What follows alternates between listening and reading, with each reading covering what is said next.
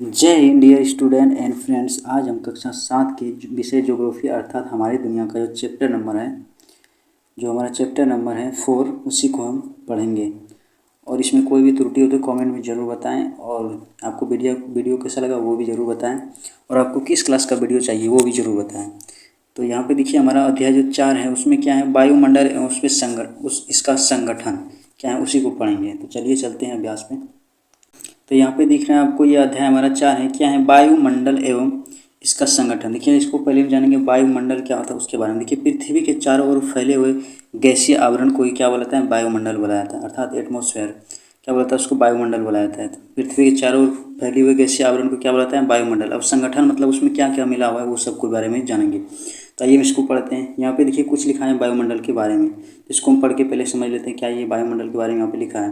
देखिए इसमें बोल रहा है, पृथ्वी के चारों ओर स्थित वायु का घेरा जो पृथ्वी की गुरुत्वाकर्षण शक्ति के कारण इससे जुड़ा हुआ है। देखिए गुरुत्वाकर्षण शक्ति उसको बोलता है जिसके कारण किसी भी चीज़ को पृथ्वी की ओर आकर्षित करता है, उसको क्या बोलता है, ग्रेविटेशनल अर्थात गुरुत्वाकर्षण बल। आपको नेक्स्ट क्लास में ये सब पता चलेगा। तो अभी आप जान लीजिए गुरुत्वाकर्षण बल उसे कहा जाता है जिसके कारण कोई वस्तु पृथ्वी की ओर खींचा चला जाता है। ठीक, जैसे आप सब छत पे चढ़ते हो नीचे गिर जाते हैं, किस कारण गिरते हैं, गुरुत्वाकर्षण बल के कारण। ठीक, इसी के कारण पृथ्वी के धरातल के पास वायुमंडल का सघनता भी ज़्यादा होता है, ये समझाना चाहता है। और देखिए नेक्स्ट इसमें क्या बोल रहा है, सीमा, सुरेश, राधा एवं रमेश मैदान में खेल रहा था। ये जो था चारों मित्र ये खेल रहा था। अचानक सुरेश ने कहा राधा तुम अपनी नाक और मुंह अपनी कितनी देर बंद रख सकती हो, ये सब बोला उसने।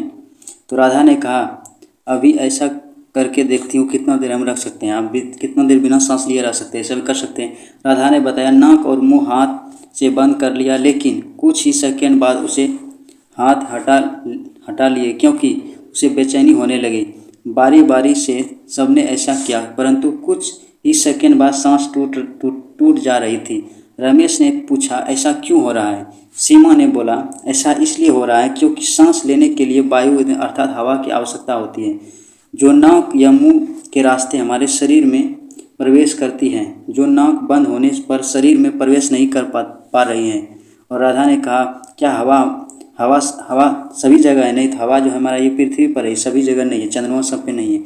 ये कोई भी व्यक्ति को जिंदा रहने के लिए श्वसन करना बहुत ही जरूरी है, कि श्वसन नहीं करेगा कोशिकाओं में ऑक्सीजन नहीं पहुँचेगा, जिसके कारण हमको ऊर्जा नहीं मिलेगा और सब मर जाएंगे। इसीलिए मतलब हम लोग का पृथ्वी पे वायुमंडल का होना बहुत ही जरूरी है, तो हम सब जीवित नहीं रह पाएंगे। कि राधा ने कहा क्या सभी जगह हवा सभी जगह है।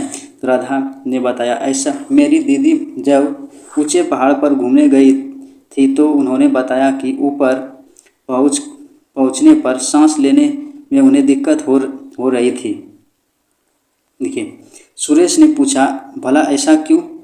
अब देखिए सीमा ने कहा क्योंकि धरातल से ऊपर जाने पर ऑक्सीजन की मात्रा कम हो जाती है, क्योंकि जब ऑक्सीजन की मात्रा कम होगा तो वहाँ पे सांस लेने में तकलीफ होगा। दीदी बता रही थी कि पृथ्वी के जिस भाग पर हम रहते हैं वहाँ से लेकर 100 किलोमीटर तक ही वायु पाई जाती है। मतलब हम सब जहाँ से रहते हैं उसके ऊपर जो पृथ्वी है उससे 100 किलोमीटर तक ही वायु पाया जाता है, उसके बाद नहीं पाया जाता, इसलिए सांस लेने में दिक्कत नहीं पाया जाता, लेकिन कम मात्रा पाया जाता है, इसीलिए श्वास लेने में दिक्कत होता है, पाई जाती है। इसे वायुमंडल कहा जाता है, जहाँ तक ये पाया जाता है वहाँ पर वायुमंडल कहा जाता है। वायुमंडल से हमारी पृथ्वी चारों ओर से घिरे हुए, पृथ्वी अपने अक्ष पर घूमती है तो वायुमंडल भी उसके साथ घूमती है।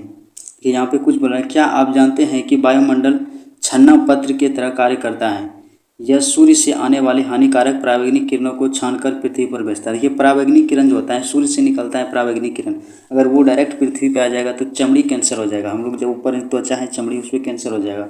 जो हमारा क्या करता है ओजोन परत इसको क्या करता है, छानने का कार्य करता है। जैसे आप सब चाय में पत्ती मिला रहता है उसको छान के पीते हैं ना, उसी तरह ये जो हमारा है ओजोन लेयर इसी को छान कर ये पृथ्वी पर भेजता है, अच्छा जो धूप भेजता है, नहीं तो उसी के साथ पराबैंगनी किरण आएगा तो क्या त्वचा कैंसर हो जाएगा। अब देखिए वायुमंडल में हमें जीवन दानी वायु को प्रदान करता है, साथ ही पृथ्वी पर निवास करने वाले सभी जीवों के लिए सुरक्षा कवच भी प्रदान करता है। अगर वायु नहीं रहेगा तो कोई भी जीव यहाँ पे लगभग नहीं रह पाएगा। रमेश ने कहा मैंने पढ़ा कि जब सूर्य की किरणें पृथ्वी पर आती हैं तो उनका कुछ भाग पृथ्वी पर पहुँच जाता है, परंतु पहुँच पाता है। वायुमंडल नहीं हो तो सूर्य सूर्य का हानिकारक किरणें पृथ्वी पर पहुंच जाता है, जिसके कारण तापमान इतना अधिक हो जाता है कि यहाँ रहना मुश्किल नहीं होगा। इसलिए वायुमंडल रहना भी जरूरी है, क्योंकि जितना भी अधिकतर सूरज का अगर जो प्रकाश आएगा उसको परावर्तित कर सकता है। जैसे यहाँ पे ये दिखा रहा है, देखिए यहाँ पे क्या हो रहा है, जितना भी एक्स्ट्रा ज़्यादा है तो ये क्या कर रहा है, वायुमंडल इसको रिफ्लेक्ट करके ऊपर भेज रहा है, नहीं तो सब आ जाएगा यहाँ पे, तो क्या होगा, टेम्परेचर बढ़ जाएगा और पृथ्वी पे रहने योग्य नहीं बच जाएगा। देखिए वायुमंडल, ठीक। रमेश ने कहा, मैंने पढ़ा कि जब सूर्य की किरणें पृथ्वी पर आती हैं तो उसका कुछ ही भाग पृथ्वी पर पहुंच पाता है। देखिए सूर्य का जितना भी ऊर्जा है उसका 2 अरबवां भाग ही पृथ्वी पर पहुंचता है। अगर ज़्यादा पहुंचेगा तो टेम्परेचर बढ़ जाएगा, हम सब पृथ्वी पे तापमान बढ़ जाएगा, हम सब नहीं रह पाएंगे। यदि वायुमंडल नहीं होता तो सूर्य की हानिकारक किरणें पृथ्वी पर पहुँच पाती, जिसके कारण पृथ्वी का तापमान इतने अधिक हो जाता है कि यहाँ रहना मुश्किल हो जाता है। वायुमंडल से पृथ्वी पर पहुँचने वाली किरणें धरातल ग्रहण कर कुछ ही किरणों को परावर्तित कर लौटाने लगती हैं। तब यह वायुमंडल उनमें से कुछ किरणें को पृथ्वी पर रोक देता है। इसी कारण यहाँ पे तापमान बना रहता है, नहीं तो यहाँ पे अगर नहीं रोके तो ठंडा पड़ जाएगा। यहाँ पे वायुमंडल के कारण देखिए नॉर्मल होना चाहिए, लगभग पृथ्वी का नॉर्मल टेम्परेचर है कितना है, 15 डिग्री सी होना चाहिए। कितना, 15 डिग्री सी। अगर इससे अधिक या तो कम होगा तो अगर इससे ज़्यादा या तो अधिक हो जाएगा, कम हो जाएगा तो क्या होगा, ज़्यादा तकलीफ होने लगेगा, यहाँ पर रहने योग्य नहीं बचेगा। इसलिए ज़्यादा भी नहीं चाहिए और कम भी नहीं। देखिए पृथ्वी पर परावर्तित पुनः अंतरिक्ष में लौटने में अधिक समय लगती है, जिससे पृथ्वी के तापमान को बनाए रखता है। अगर यह किरणें पृथ्वी से परावर्तित होकर अंतरिक्ष में लौट जाती है तो पृथ्वी इतनी ठंडी हो जाती है, सब कुछ जम जाता है। बोलता है ये जब सूरज की किरणें पृथ्वी पर आता है, अगर जो डायरेक्ट वो सब रिफ्लेक्ट होकर ऊपर जो चला जाएगा लौट के, तो क्या हो जाएगा, यहाँ पे ठंडा हो जाएगा, बर्फ़ सब जम जाएगा और ज़्यादा रह जाएगा तो उसको इससे भी क्या होगा, टेम्परेचर बढ़ जाएगा, तापमान जो हम सब नहीं रह सकते। इसलिए वायुमंडल इसको क्या करता है, इसको नॉर्मल टेम्परेचर मतलब सामान्यतः ताप बनाए रखता है, ताकि सभी यहाँ पे जीवित रह सके।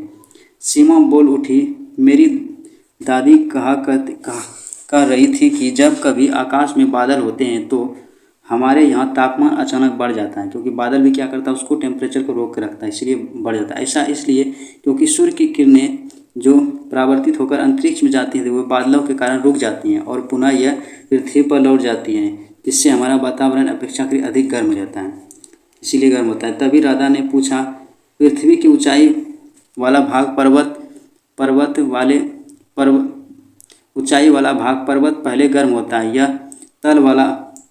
तल वाला भाग अर्थात मैदान? तो ये पूछ रहा है कि पृथ्वी का जो ऊपर वाला भाग होता है वो पहले पर्वत वाला गर्म होता है या तल वाला या मैदान वाला? तो इसके बारे में जाने कौन पहले गर्म होता है। सुरेश बोला उठा, पृथ्वी की किरणें जब पृथ्वी पर पहुंचती हैं तो उससे सबसे पहले पर्वत पर पहुंचती हैं, बाद में मैदान, इसलिए पहले पर्वत गर्म होना चाहिए। किंतु ऐसा नहीं होता है, वायुमंडल बोल रहा है ऐसा नहीं होता है कि जो जिसपे पहले पर्वत पर मतलब टेम्परेचर तापमान धूप पड़ेगा वही पहले गर्म होगा, ऐसा नहीं होता है।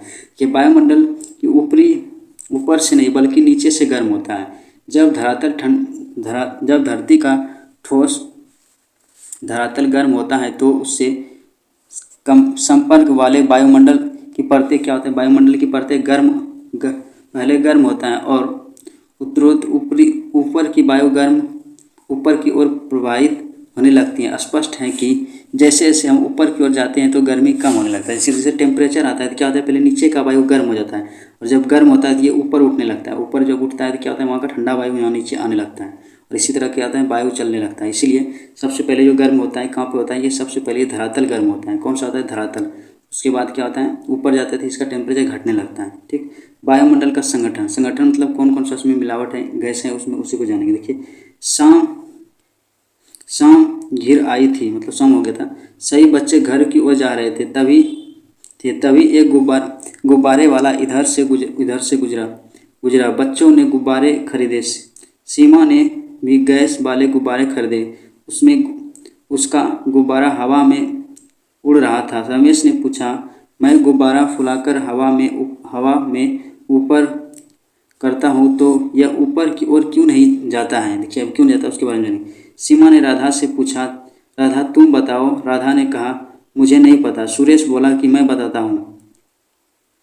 देखो, जब मुंह से हवा भरते हैं तो गुब्बारे में कार्बन डाइऑक्साइड गैस भरती है। जब गैस वाले गुब्बारे में हाइड्रोजन गैस होती है, चूँकि हाइड्रोजन गैस ऑक्सीजन व कार्बन डाइऑक्साइड हवा से हल्की होती हैं अतः ऊपर की ओर जाने लगती है। कि हाइड्रोजन क्या होता है, सबसे हल्का गैस हाइड्रोजन होता है, इसीलिए जब हाइड्रोजन गैस गोबर में भरा जाता है तो ये ऊपर की ओर उड़ने लगता है। ठीक। राधा ने पूछा वायुमंडल में कौन कौन से गैस हैं, तो यहाँ पे जान लेंगे कौन कौन सा वायुमंडल में गैस का। ये सबसे ज़्यादा कौन सा गैस है वायुमंडल में, 78% नाइट्रोजन है। उसके बाद ऑक्सीजन है जो हमारे लिए उपयोगी है, कितना है, लगभग 21% है। उसके बाद आर्गन है 0.94। उसके बाद कार्बन डाइऑक्साइड 0.03%। ये आप चार्ट याद रखिएगा, आपको कंपटीशन में कम देगा। उसके बाद हाइड्रोजन हीलियम और ओजोन, ये कितना है, 0.01%। कुल मिला के 100% होता है। इसमें पूछेगा वायुमंडल में सबसे अधिक गैस कौन सा है, तो इसमें कौन सा है, नाइट्रोजन। उसके बाद कौन सा है, ऑक्सीजन। उसके बाद आर्गन। तो ये ध्यान में रखिएगा तीनों। अब नेक्स्ट देखिए, यहाँ पे बोला है संघनन क्या होता है, कॉन्सेंट्रेशन क्या होता है, उसके बारे में। कॉन्सेंट्रेशन ये वह प्रक्रिया जिससे जलवाष्प सूक्ष्म कणों के आसपास एकत्रित होकर जिसमें बूंद में वर्षण होती है उसे संघनन कहता है। देखिए संघनन उसको बुलाता है जब वाष्प प्रक्रिया द्वारा जल में बदलना क्या होता है, उसको संघनन कहा जाता है। उसी कारण वर्षा होता है। देखिए सीमा बोली वायुमंडल में कई गैसें उपस्थित है जिनमें नाइट्रोजन की मात्रा सर्वाधिक है 78%, जबकि ऑक्सीजन 20.9% है। अतिरिक्त carbon dioxide, helium, ozone, argon और हाइड्रोजन भी वायुमंडल में पाए जाते हैं। इसके अलावा सूक्ष्म धूल कण पाए जाते हैं जो संघनन प्रक्रिया में महत्वपूर्ण भूमिका निभाता है। वातावरण में इन गैसों का प्रभाव नजर आता है। देखिए संघनन के कारण ही क्या होता है, बारिश होता है। अब देखिए इसमें बोल रहा है कार्बन डाइऑक्साइड, क्लोरोफ्लोरोकार्बन आदि को ग्रीन हाउस गैस कहा जाता है। यह भी ग्रीन हाउस गैस भी कहते हैं क्योंकि यह वायुमंडल में फैलकर पृथ्वी के विसरित ऊष्मा को पृथ्वी पर रोककर ग्रीन हाउस प्रभाव को पैदा करता है। ये भी क्या करता है, पृथ्वी का जो टेम्परेचर होता है उसको बनाने में मदद करता है। इसलिए पृथ्वी ना तो अधिक गर्म होना चाहिए ना तो ठंडा, नहीं तो यहाँ पे रहने योग्य नहीं रह जाएगा पृथ्वी। देखिए राधा ने कहा, अभ्यास पढ़ेगा, राधा ने कहा मैंने सुना कि कार्बन डाइऑक्साइड गैस की बढ़ती मात्रा के कारण दिक्कत हो रही है। रमेश ने कहा बिल्कुल ठीक है, परंतु कार्बन डाइऑक्साइड गैस की उपस्थिति में ही पेड़ पौधे प्रकाश संश्लेषण की क्रिया द्वारा भोजन बनाते हैं, जिसके कारण पर्यावरण पूरी खाद्य श्रृंखला अंततः हमारे जीवन संभव है। स्थलीय विकिरण में सूर्य द्वारा प्राप्त ऊष्मा दीर्घ तरंगों में बादल में जाती है, जिसके कारण कार्बन डाइऑक्साइड गैस आसानी से सोख लेता है। इस कारण पृथ्वी का आवश्यक ऊष्मा बनी रहती है। अगर ऐसा नहीं रहेगा तो यहाँ पे टेम्परेचर बढ़ जाएगा और रहने शक्ति बनी रहती है, जिससे हमारे जीवन संचालन होता है। वर्तमान समय में हमारी आधुनिक जीवन शैली के कारण वायुमंडल में कार्बन डाइऑक्साइड की मात्रा अत्यधिक वृद्धि हो रहा है, क्योंकि जब हम पेड़ काटते हैं तो क्या होता है, कार्बन डाइऑक्साइड की मात्रा सब बढ़ जाता है, पोल्यूशन से ही बढ़ता है। अत्यधिक मात्रा में स्थलीय विकिरण में ऊष्मा में कार्बन डाइऑक्साइड गैस सोख लेती है। यही कारण है कि भूमंडलीय ताप की वृद्धि हो रही है और वायुमंडल में दशाओं में भी परिवर्तन नजर आ रहा है। तब उसके बाद भूमंडलीय तापमान मतलब बढ़ रहा है।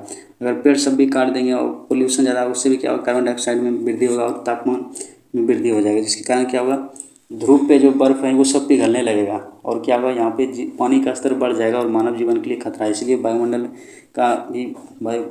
वायुमंडल में जो है कार्बन डाइऑक्साइड की मात्रा नहीं बढ़ना चाहिए। राधा ने पूछा इससे क्या परेशानी होगी। देखिए सीमा ने बताया इससे पृथ्वी का तापमान में बढ़ोतरी तो हो रही है, जिससे ध्रुवों पर तथा ऊंचे भागों में बर्फ पिघल रही है। फलस्वरूप समुद्र तल में जलस्तर में वृद्धि हो रहा है। परिणाम स्वरूप तटीय क्षेत्र उसको बोला जाता है समुद्र के किनारे स्थित होता है। ऐसे हो गया मुंबई हो गया, गुजरात का कुछ हिस्सा हो गया, इसके बाद कलकत्ता हो गया, ये सब किससे, समुद्र के किनारे, जहाँ पे ये डूबने का खतरा हो जाएगा। जब पानी बढ़ जाएगा, जल स्तर बढ़ जाएगा तो तटीय भाग जलमग्न हो जा सकता है। कई द्वीपों का अस्तित्व भी समाप्त हो जाएगा। जैसे गंगा नदी का डेल्टा का कुछ द्वीप जलमग्न हो जाएगा, मतलब जल में डूब जाएगा। वहाँ के लोग भी दूसरी जगह पलायन कर गए हैं। साथ ही वायुमंडल में परिवर्तन आ सकता है। परिणाम स्वरूप कुछ पौधे और पशु लुप्त हो सकते हैं। मतलब इसमें पेड़ पौधे भी इसमें अपना उसका भी जीवन का अस्तित्व खतरा में हो सकता है। इसलिए कार्बन डाइऑक्साइड की मात्रा ज़्यादा नहीं बढ़ना चाहिए। राधा ने पूछा क्या ठंडे प्रदेश में भी ऐसा होता है। सूरज ने कहा नहीं, ठंडे प्रदेश में कृषि उत्पादन के लिए उचित तापमान का अभाव रहता है। ऐसी स्थिति में वहाँ के लोग कांच का या प्लास्टिक की पारदर्शी शीट के ऐसे घर बनाते हैं जिससे सूर्य की किरणें प्रवेश तो करती हैं परंतु वहाँ बाहर नहीं निकल पाती। यह ग्रीन हाउस कहलाता है। ग्रीन हाउस क्या होता है, ऐसा होता है जहाँ पे सूरज का किरणें तो आता है लेकिन उसको क्या होता है, निकलने नहीं देता है। इससे वहाँ पर टेम्परेचर बना रहे और मानव जीवन वहाँ पे रह सके। इस प्रकार के घर के तापमान में वृद्धि हो जाती है और सब्जी के उत्पादन का भी उपयोग करते हैं। आप देखिए सब्जी का भी जो जितना टेम्परेचर चाहता है उसको ग्रीन हाउस में उगाया जाता है, क्योंकि उसमें जितना भी टेम्परेचर चाहिए उतना ही मिलता है उसमें, ऐसा उसमें सेट कर दिया जाता है मशीन द्वारा। ये वायुमंडल की संरचना मतलब होता है बनावट। देखिए रमेश ने पूछा क्या पृथ्वी की सतह के ऊपर भी कोई परत है? सीमा बोली हाँ, पृथ्वी की सतह के करीब 1000 किलोमीटर की ऊंचाई पर वायुमंडल का विस्तार पाया जाता है। ये ऊंचाई के साथ साथ वायुमंडल के तापमान एवं दबाव तो होता रहता है, दबाव होता रहता है। इस दबाव नहीं, तापमान में दाब में बदलाव होता है, मतलब दाब मतलब टेम्परेचर कम पड़ने लगता है, टेम्परेचर न मतलब प्रेशर कम होने लगता है, दबाव। इस दबाव के आधार पर वायुमंडल को 5 परतों में बांटा गया है। देखिए सबसे पहले क्या होता है, सबसे पहले आता है क्षोभ मंडल, जिसमें वायुमंडल सब वर्षा सबका घटना होता है, इसको बोलता है ट्रोपोस्फेयर। उसके बाद स्ट्रोपोस्फेयर, मेसोफेयर, उसके बाद एक्सोफेयर। ठीक, यहाँ पे देखिए क्षोभ मंडल, समताप मंडल, उसके बाद मध्य मंडल, बाह्य मंडल, उसके बाद वायुमंडल। ये सबसे बाहर वाला ये होता है वायुमंडल, एक्सोस्फेयर। यहाँ पे देखिए सबसे यह सबका लेयर दिया है। ये देखिए क्या है, क्षोभ मंडल। क्षोभ मंडल में क्या होता है, क्षोभ मंडल में देखिए क्या क्या होता है, यहाँ पे बादल बनता है, वर्षा होता है, ये सब कहाँ पर होता है, क्षोभ मंडल। ये 8 से 18 किलोमीटर के बीच होता है। ये ध्रुव से कितना, 18 किलोमीटर। उसके बाद सप्ताह मंडल, जहाँ पे वायुयान सब चलता है। कौन सा चलता है, रॉकेट वायुयान सब चलता है। इसका कितना होता है, ये धरातल से कितना होता है, 50 किलोमीटर तक। उसके बाद आता है मध्य मंडल, मेसोस्फीयर, यहाँ पे उल्का पिंड सब देखा जाता है। उसके बाद आता है 80 किलोमीटर तक ये अगर आता है मध्य मंडल। उसके बाद इससे ज़्यादा कितना हो जाता है, 150 से। यहाँ पे देखिए इसको बोलता है उष्ण मंडल। उष्ण मंडल में क्या होता है, आयनीकरण, गैसों का आयनीकरण होता है। उसके बाद होता है वायुमंडल। वायुमंडल में क्या होता है, ये कृत्रिम उपग्रह सब इसको छोड़ा जाता है, यहीं पे होता है। ये 1000 किलोमीटर तक होता है। आपको समझ में आ गया कौन कौन सा मंडल होता है, यहाँ पे दिया हुआ है। तो कितना मंडल दिया हुआ है, इसमें दिया है मुख्यतः 4 ठो, कितने 5 मंडल दिया हुआ है। पहले दिया है क्षोभ मंडल, समताप मंडल, मध्य मंडल, वायुमंडल और वायुमंडल।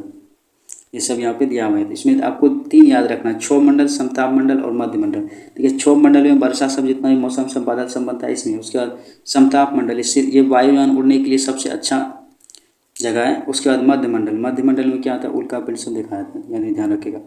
अब देखिए यहाँ पे राधा ने पूछा यह मंडल क्या इसका महत्व है। सुरेश ने कहा मैं तुमको इन मंडलों के बारे में बता दूँ। देखिए सबसे पहले आता है क्षोभ मंडल। यह वायुमंडल की सबसे निचली परत एवं महत्वपूर्ण परत है। मौसम संबंधित परिवर्तन इस मंडल में होते हैं, जैसे कि इसकी औसत ऊंचाई 13 किलोमीटर है। कितना है, 13 किलोमीटर। क्षोभ मंडल की ऊंचाई का विस्तार सभी स्थानों एक समान नहीं होता है। विषुवत रेखा में इसकी लंबवत विस्तार अधिक होती है, जबकि ध्रुवों पर इसे कम होता है। जहाँ जलवाष्प एवं धूलकण अधिकता से मिलते हैं। मौसम संबंधित घटनाएं इसी मंडल में भी घटित होता है, मतलब जितना ये मौसम बादल से बनता है इसी मंडल में। इसी मंडल में जैसे कि जैसे जैसे ऊंचाई पर जाते हैं तो तापमान कम होता है जाता है, और वायुमंडल की ऊपरी सीमा को क्षोभ सीमा कहा जाता है। इसका ताप इसके ऊपर समताप मंडल है। क्षोभ मंडल के बाद क्या, समताप मंडल। अब देखिए समताप मंडल क्या होता है, देखिए यह क्षोभ मंडल के बाद होता है। यह मंडल का फैलाव करीब 50 किलोमीटर की ऊंचाई तक होता है। इस मंडल के निचले भाग में करीब 20 किलोमीटर की ऊंचाई तक तापमान स्थिर रहता है। इसके बाद जैसे जैसे ऊंचाई पर जाते हैं तापमान तेजी से बढ़ता है। ऐसे होने के प्रमुख कारण इस परत के ऊपर में ओजोन की परत पाया जाना है, क्योंकि यह सूर्य की पराबैंगनी किरणों को सोख लेता है। यह मंडल हवाई जहाज की उड़ान के लिए उपयुक्त होता है। तो उसमें क्वेश्चन आता है कि किस मंडल में ओजोन परत पाया जाता है, तो इसमें ओजोन लेयर जो होता है समताप मंडल में, और हवाई जहाज भी इसी मंडल में उड़ा जाता है, यह ध्यान रखिए। उसके बाद आता है मध्य मंडल में। सो क्या है, इसको देखिए, यह समताप मंडल के ठीक ऊपर वाली परत होती है। इसकी ऊंचाई करीब 80 किलोमीटर होता है। यहाँ ऊंचाई के साथ साथ तापमान क्या होता है, घटता रहता है। यह मंडल अंतरिक्ष से आने वाले उल्का पिंडों से हमारी रक्षा करता है, क्योंकि जैसे उल्का पिंड इस मंडल में प्रवेश करता है, घर्षण के कारण घर्षण जल जाते हैं। घर्षण से क्या होता है, उसमें जल जाता है जो उल्का पिंड होता है, और पृथ्वी पर नहीं पहुंच पाता। देखिए उसके बाद होता है आयन मंडल या वायुमंडल। इसमें गैसों का आयनीकरण होता है। देखिए ये क्या होता है, वायुमंडल की इस परत की ऊंचाई बढ़ने के साथ साथ तापमान में भी तीव्रता से बढ़ता है, मतलब तापमान बढ़ जाता है। आयन मंडल के इस परत पर एक भाग है, आयन मंडल का एक भाग है पृथ्वी से प्रसारित रेडियो तरंगे, जैसे हम लोग जो एंटीना सब टीवी सब देखता है, ये इसी मंडल में जाके उसमें लगाया जाता है। जितने भी सैटेलाइट सब होता है जो प्रसारण सुनते हैं, जो कोई भी चैनल मूवी सब देखता है, इस परत से परावर्तित होकर पृथ्वी पर आती है। और वायुमंडल का फैलाव 80 से 400 किलोमीटर तक है। वो देखेंगे वायुमंडल क्या है, ये देखिए यह मंडल सबसे ऊपरी परत हैं। यह वायु की पतली परत होती हैं। सबसे हल्की गैस जैसे कि हीलियम, हाइड्रोजन यही अंतरिक्ष में तैरती रहती हैं। रमेश ने कहा कि तब तब सभी कई परतें से घिरे होते हैं। तब तो हम सभी कई परतों से घिरे होते हैं। सुरेश ने कहा बिल्कुल ठीक, यही परत कई परतों में हमें प्रभावित करते हैं। राधा ने कहा इन बातों में तो हमें समय का ध्यान ही नहीं रहा। देखो सूर्यास्त हो रहा है। सभी ने सूर्य की दिशा में देखा। तब देखा जो बड़ा एवं संतरे के रंग का लग रहा था। सूर्य के इस रूप को देखकर सभी रोमांचित थे और इसी की चर्चा करते हुए घर की ओर बढ़े। तो इसमें देखिए, इसमें सब हम पढ़ा दिए कि कौन कौन सा मंडल होता है। क्षोभ मंडल होता है, संताप मंडल होता है। इसमें सबसे इम्पोर्टेंट कौन सा मंडल है? क्षोभ मंडल, जिसपे हम सब बारिश होता है, जो बादल सब। उसके बाद इसमें ध्यान रखें, संताप मंडल में ही प्लेन सब उड़ाया था। उसके बाद मध्य मंडल, इसमें उल्का पिंड सब देखा जाता है। और इसमें क्या होता है? इसमें गैसों का आयनीकरण होता है। और ये वायुमंडल में क्या होता है? इसमें सैटेलाइट सब छोड़ा जाता है। जितना हम टीवी सब देखते हैं उसमें चैनल सब, तो यही से प्रसारण होता है। और उसमें भी देखते हैं, समाचार देखते हैं। तो इसे ध्यान में रखिएगा। और इसमें अगर अभ्यास प्रश्न हम वीडियो में प्रोवाइड करा देते हैं, उसमें कोई भी त्रुटि कमेंट में जरूर बताएं। Thanks for watching this video.